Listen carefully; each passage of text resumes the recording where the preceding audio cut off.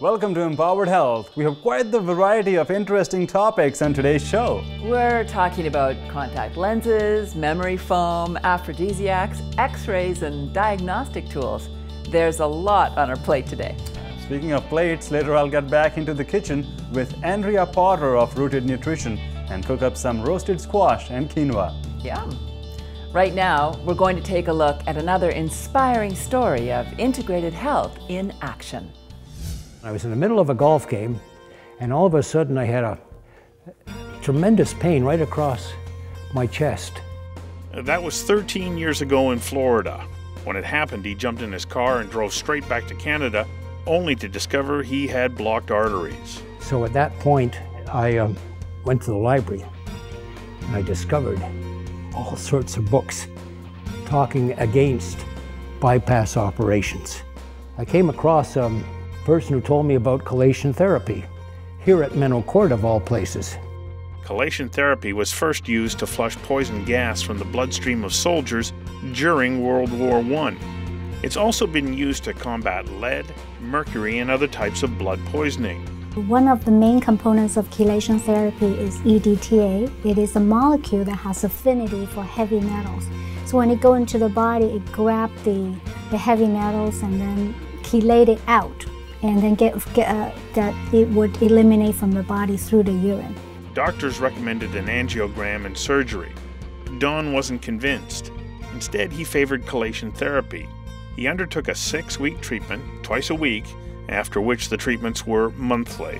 By using a chelator to eliminate the culprit, so to speak, then you free up the body so that it can the blood, there's better circulation, and also decrease the oxidative damage and the inflammation that's quite often is going on in the blood vessels.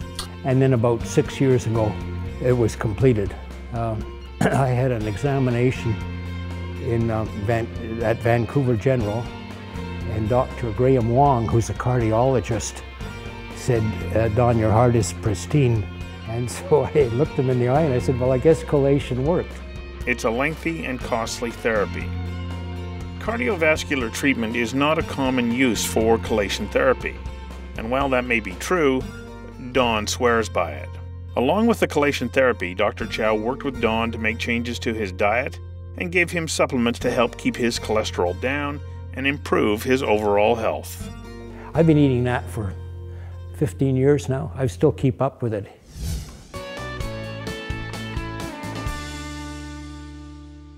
After the break.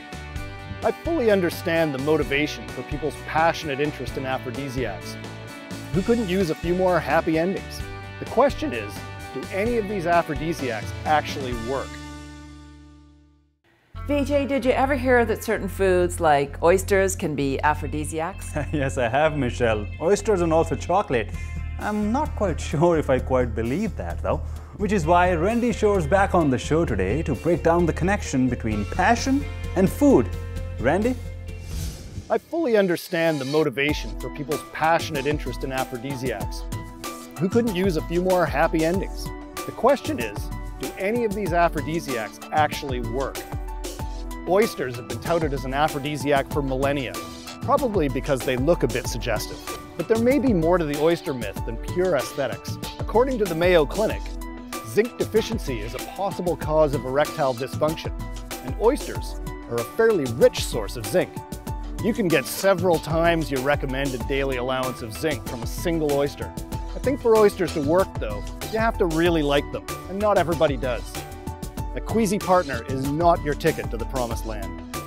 Chocolate is another food that's persistently named as an aphrodisiac, especially for women. A 30-year-old study from the New York State Psychiatric Institute suggested that a chemical in chocolate known as PEA triggers the release of hormones that make you feel like you're in love. Really though, there isn't any convincing evidence that chocolate increases a woman's sex drive. And you actually can't eat enough chocolate to raise your blood levels of PEA. Don't even try. The chocolate aphrodisiac myth may be busted, but that doesn't make it a bad idea. If chocolate makes your wife happy, that's a pretty good start. Researchers at the University of Guelph recently examined hundreds of studies about various foods and concoctions purported to be aphrodisiacs. A few obscure substances from Africa, South America, and from the digestive systems of whales have demonstrable effects on male performance. The researchers decided that ginseng and saffron showed some promise at boosting sexual performance. They also noticed that clove, nutmeg, garlic, and ginger are linked to increased sexual activity in animal-based studies. Despite the sexy headlines they generated, the authors urged caution. There isn't enough evidence to support using any of those spices for anything but a nice curry. You shouldn't eat any of them in large amounts hoping to increase the effect, especially nutmeg, which will certainly poison you. In the end, your best bet for an amorous evening might just be a good old-fashioned glass of wine. In addition to lowering your inhibitions, a moderate amount of alcohol has been shown to increase sexual arousal. But it doesn't always lead to improved performance. All the best intentions in the world will not overcome drunkenness. I'm Randy Shore for Empowered Health.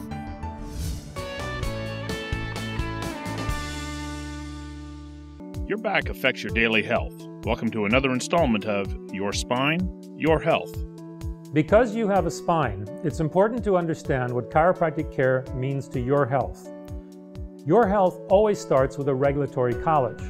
In this case, the College of Chiropractors of BC serves to ensure you receive care from a qualified chiropractic doctor for appropriate diagnosis and treatment, today and tomorrow. That's why BC's chiropractic doctors fund research and education. Today, I want to introduce you to Dr. Avtar Jasal, who works with technology that helps provide valuable information for your treatment needs. So we go through all those steps to get the best viewpoint as to how the nervous system is functioning within the body and how the spinal bones are positioning themselves. And through that, we're able to get a better idea as to what the causes of people's problems, health problems are, and what kind of chiropractic procedures might help alleviate some of their problems. He's talking about chiropractic diagnostic tools such as thermal scans for your skin temperature, surface ENG, looking at the electrical potential in the postural muscles, heart rate variability, as well as digital x-rays. With this, we can do these same diagnostic tests after a period of care to see how the patient is responding. And we can also get treatment plans from there to see what kind of care plan do they require based on their diagnostic findings, based on their x-ray findings, as well as where to adjust, where to make the chiropractic adjustments. Diagnostic tools such as these provide chiropractic doctors insight for treatment, and they help to identify the root cause of the problem. They are the tools that allow us to look at the human body as a whole. A bone puts pressure on a nerve and they get that shooting pain. But at the same time, many nerves have nothing to do with pain, but they have to do with muscle activity or heart rate or digestion. So when you have those pressure on the nervous system and pressure on the nerves, it can definitely affect organs as well. As you can see, it's not just about what we can do for you today. We're working to build a better tomorrow and better healthcare outcomes for you. The College of Chiropractors of BC sets the standards for safety, outcomes, and your informed consent. Hey guys, this is Simple Fitness Tips. My name is Simona Marian and this is Jamison Ulf. Today we are going to show you how to foam roll and why it is important for recovery and injury prevention. Basically, foam rolling is sort of like deep tissue massage, as it breaks up any adhesions in connective tissue on the muscle. Now Simona, I'm going to get you to start with an upper back foam rolling exercise. You're going to place the roller on the upper back, you're going to engage your core and lift your butt off slightly. It helps to interlock your fingers and place them behind the head. Good. To increase the intensity on that, you can start to bring your elbows closer together. Good. Awesome job. So this promotes blood flow, increases range of motion, and again, prevents injury. Good. You can use rollers such as this, or medicine balls or tennis balls to get those tight knots. Good job. All right, try that out, and we'll see you next episode. Coming up on Empowered Health. Contact lens technology at its current level is actually quite amazing. We don't hear much about it.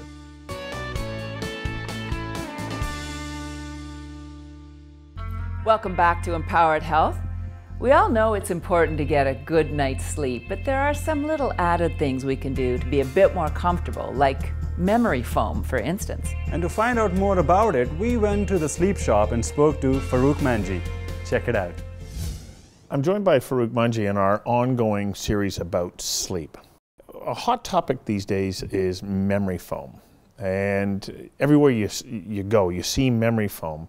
But of course, it's not the only kind of bed out there. But because it's become so popular, what is it that we need to know about a memory foam bed if we're considering that for ourselves? I'll tell you, one of the bigger concerns or people have questions about when they do come in is, will this sleep hot? And there are certain types of memory foam that yes will.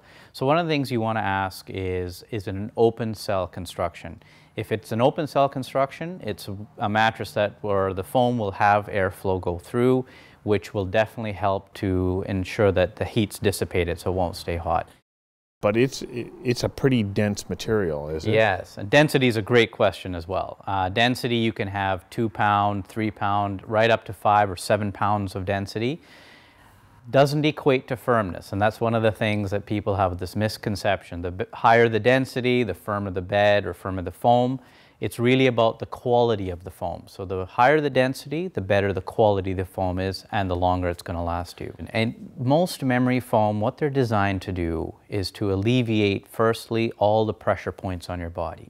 So as you lay into it, yes, it will conform naturally around your body, and then you will hit that support core foam underneath. So you will feel the support and you'll feel that comfort at the same time. And then if you really want the ultimate in foam, you would go to a latex product. On top of the memory foam? So then you're starting to kind of get into sort of a composite bed then, are you? Absolutely. So you'll have beds that'll have memory foam and latex combined over another type of foam support core. Or you may just have, as opposed to having memory foam on top, now you have latex instead of memory foam. So this is really important information about memory foam beds. And it sets us up perfectly for a future segment where we want to talk about fabrics that help us heal when we're sleeping. So thanks for this, and we'll see you again on another segment of Empowered Health Sleep.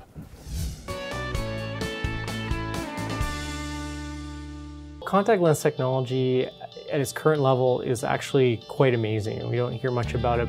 Contact lenses are an amazingly versatile option for most people, and the options they provide are incredible. They start with your prescription and expand from there to daily use. Long-term lenses, lenses for nearsightedness, FAR, astigmatism, and yes, even progressives.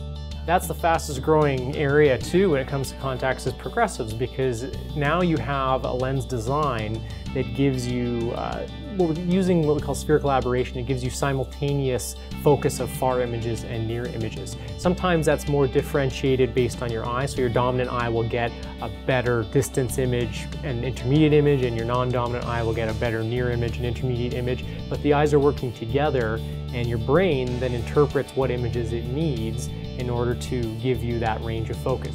It's important to remember that wearing contact lenses is different than wearing glasses. Glasses and contacts have different prescriptions.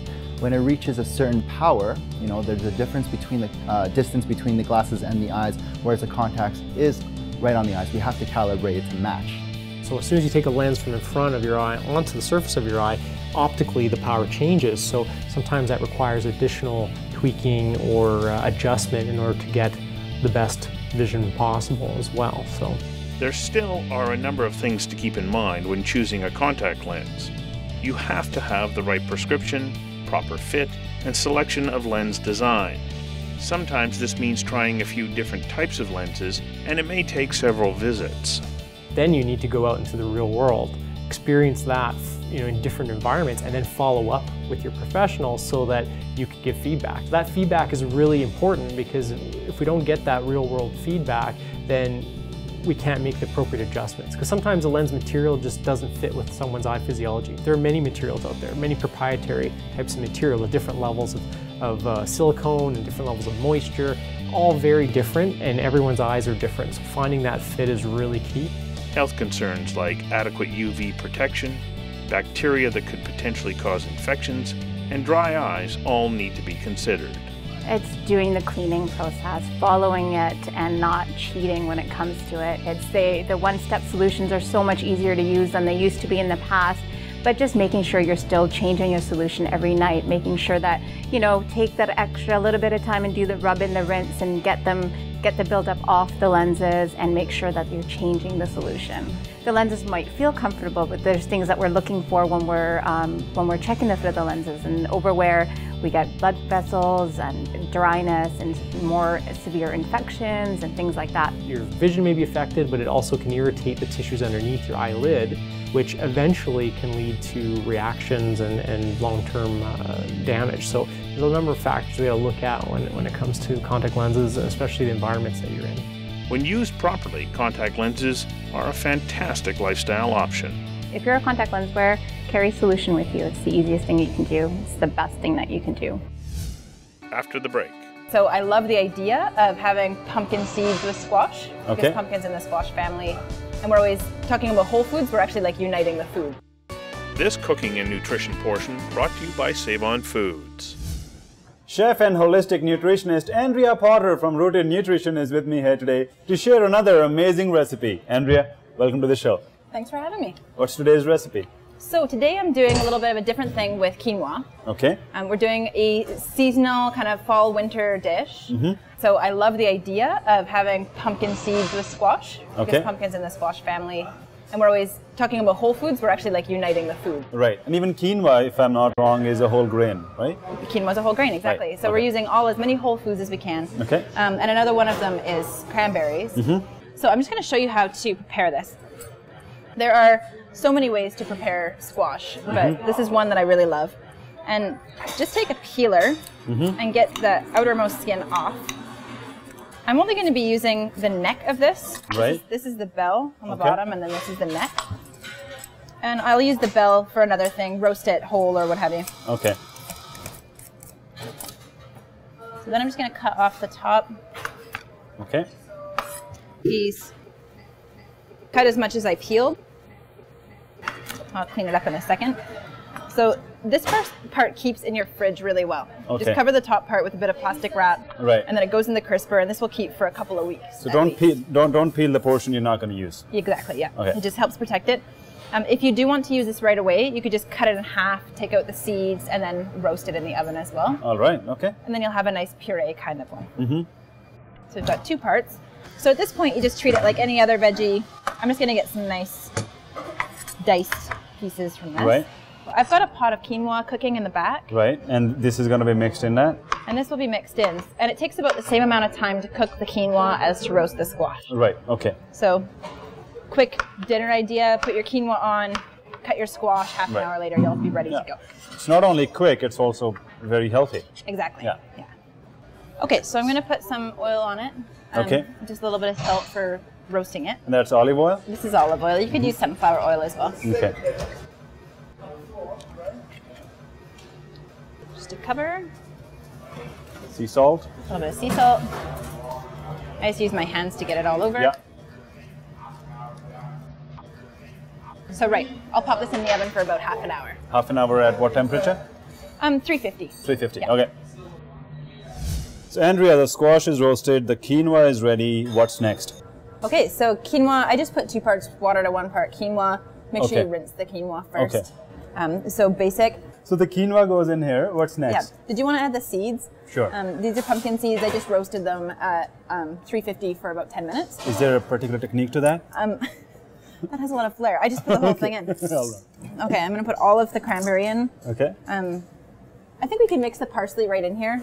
All of it? Sometimes, yeah, it's nice to have a bright green top. And then I'm going to add all the squash. So this is like half vegetable, half grain. Right. And also the thing with quinoa is I've noticed it's very filling. Mm-hmm. It's more filling as compared to rice, for example, right? Yeah, for sure, because it's got so much protein. Right. And then rather than making a dressing separately, Mm-hmm. I usually just grab a little bit of lemon juice and then a few glugs of olive oil. All right. And did we put salt? Sure, do you want in a salt? here? Okay. Yeah.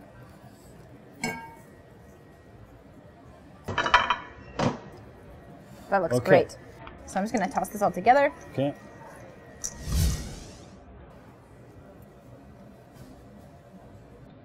Just what I expected. It is amazing. Thank you. Well, thanks for being on the show, Andrea, and for this amazing recipe. My pleasure. Thanks for having me. You can find out more about this in today's Vancouver Sun or log on to vancouversun.com/empoweredhealth. Thanks, Andrea. Cheers.